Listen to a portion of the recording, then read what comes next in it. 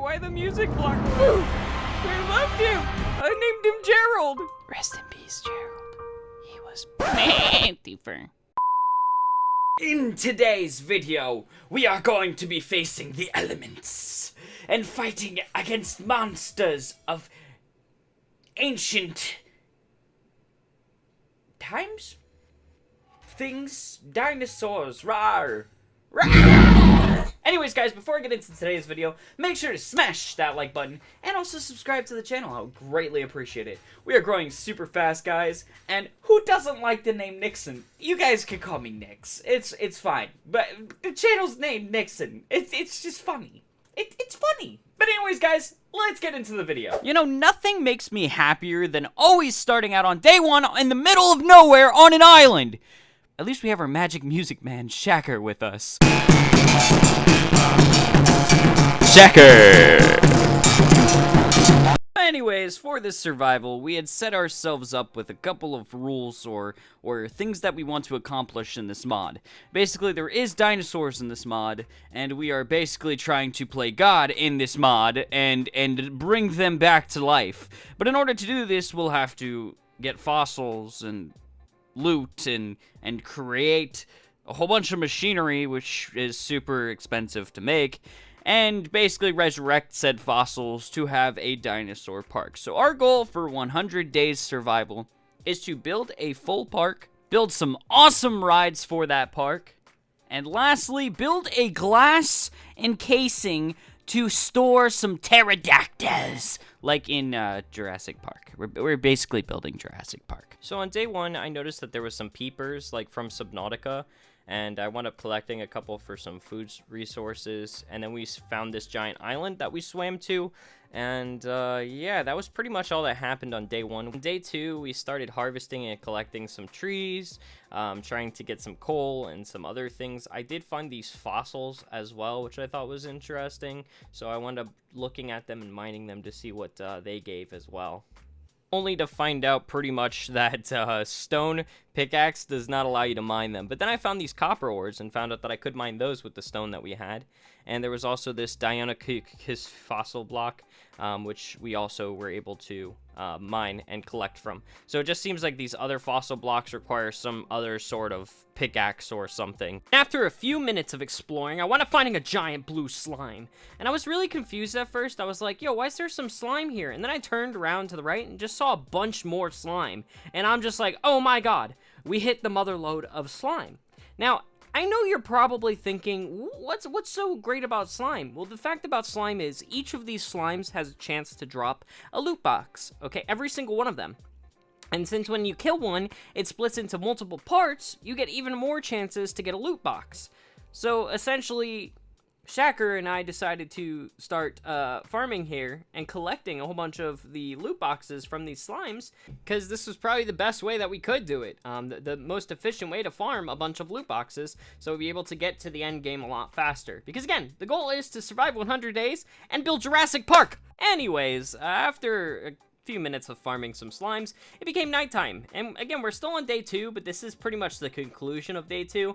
I just built us a little tiny hut house for us to survive in to start off, you know, the series, just so that we could keep farming these slimes and get the resources we need, while also just, you know, waiting and stalling and saving time for us to pretty much do other stuff later on. Of course, this isn't going to be our forever home because we're trying to build Jurassic Park, so in order to do that, we're going to need a lot more space, but it's a good starter home, I think.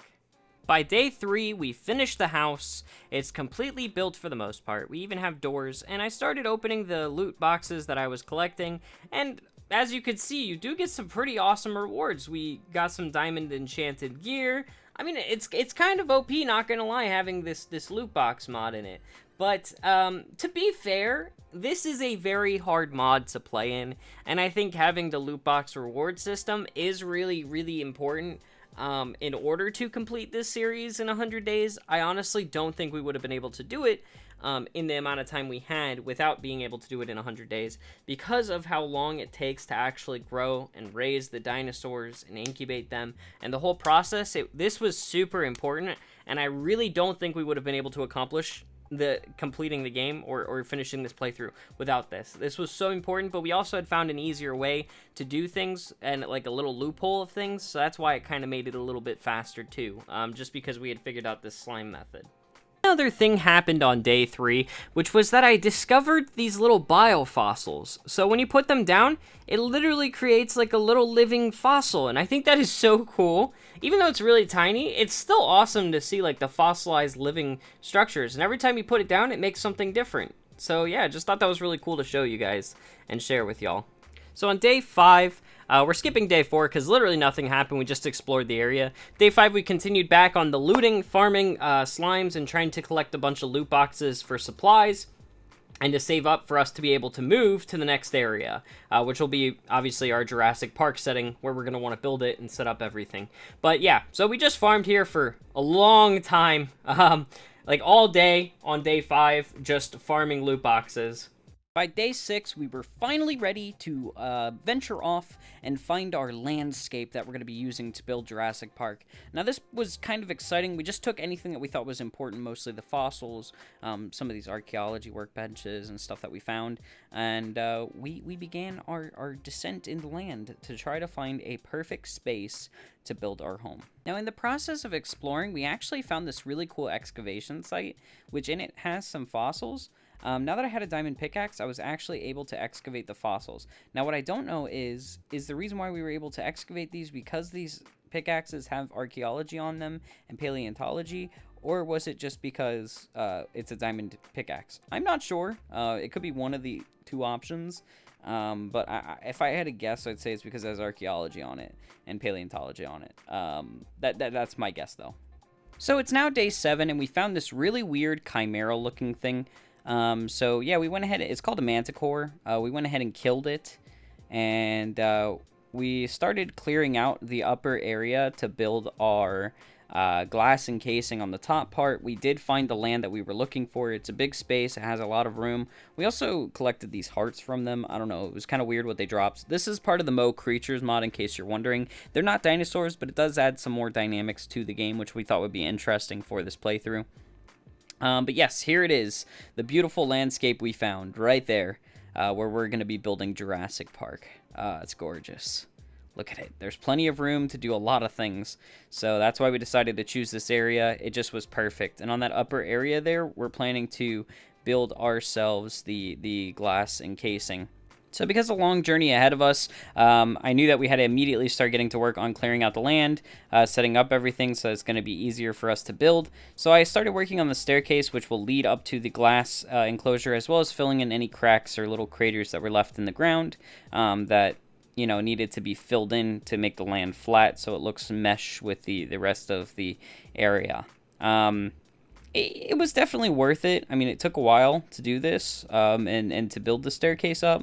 But I think, you know, it was really important to start it off and, like, set up what exactly it is that we're going to be building in what locations and where, and having just a general idea of the landscape, how we wanted to make it prior to us even, like, starting to build here, because we, again, had to make sure that this was the right area to build our Jurassic Park, our version, at least, of Jurassic Park. So, yeah. Okay, so it's now day 9, and we started working on the lab.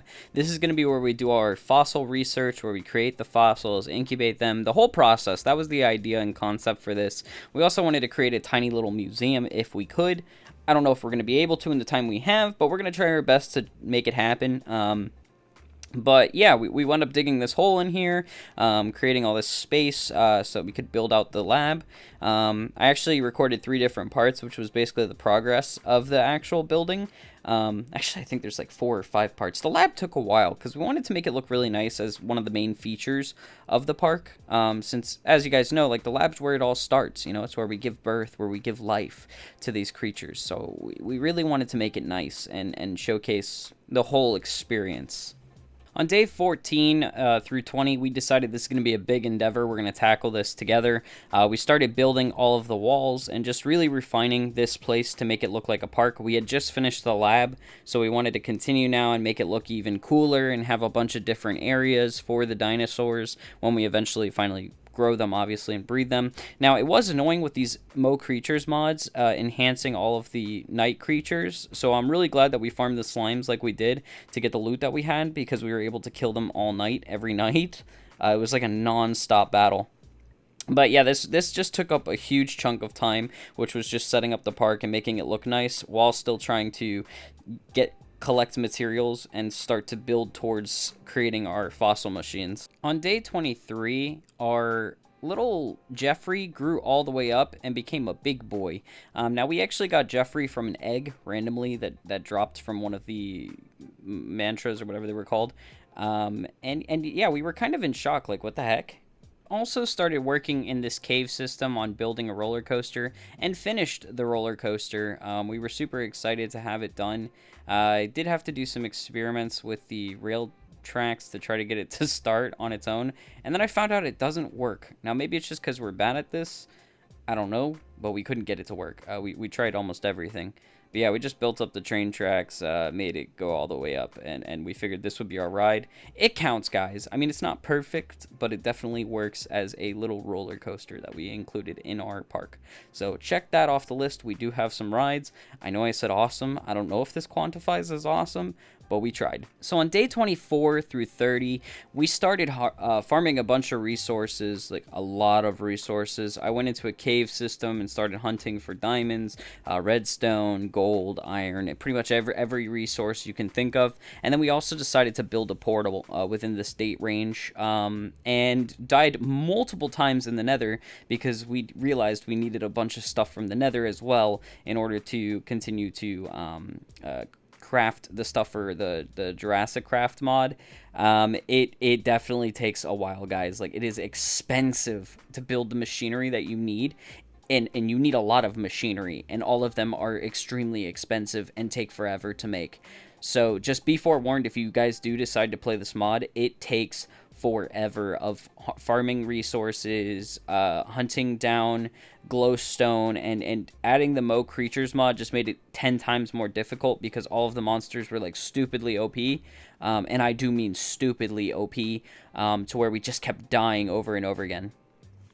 So it's day 31 through 35. We started building up the machinery, creating a bunch of the different lab equipment that's required for us to extract the fossils, extract the DNA, make the CDs to create the eggs. It's an entire process, and it took forever. I think this was honestly, like, I thought it would have been awesome, but it was my least favorite part. Like, I mean honestly, like, my least favorite part.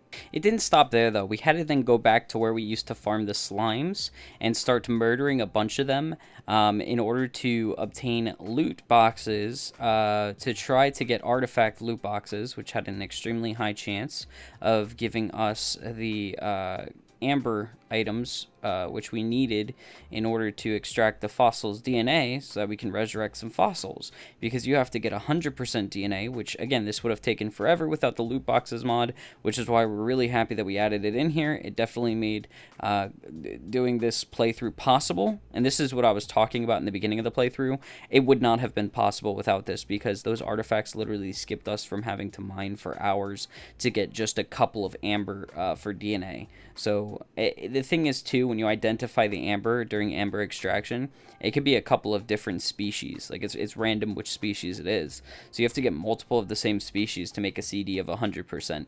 So again, guys, it's really complicated. It takes forever, but we finally finished everything. It only took us, thankfully, about 4 days to get all of the supplies, but most of it was honestly spent farming fossils, extracting amber, and then putting it into the machines. And this honestly took us over an hour. I'm not gonna sit here and lie. I think it was like over an hour of playtime, just to get this done. It took a long time. It might have been more. I think it was more, honestly.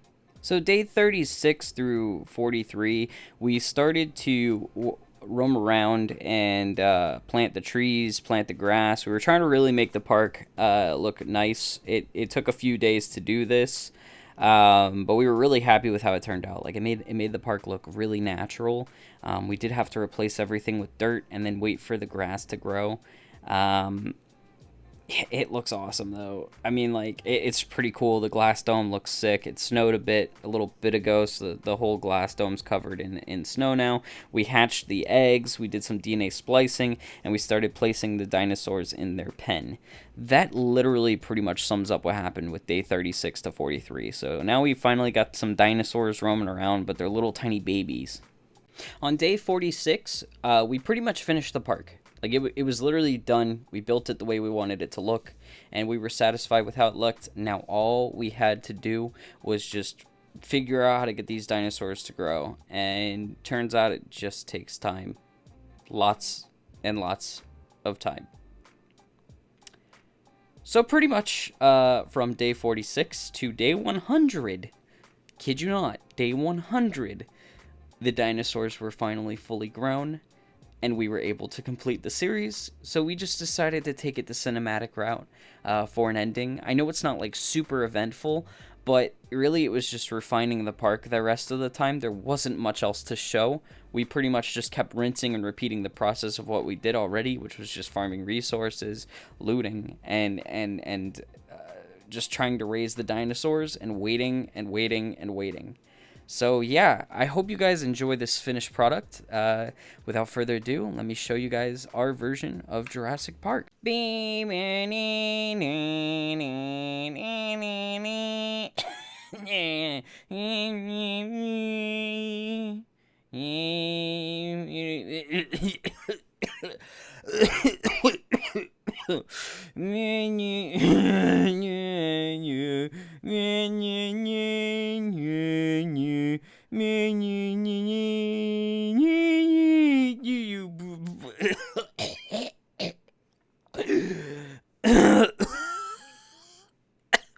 Jurassic, it's Jurassic Park.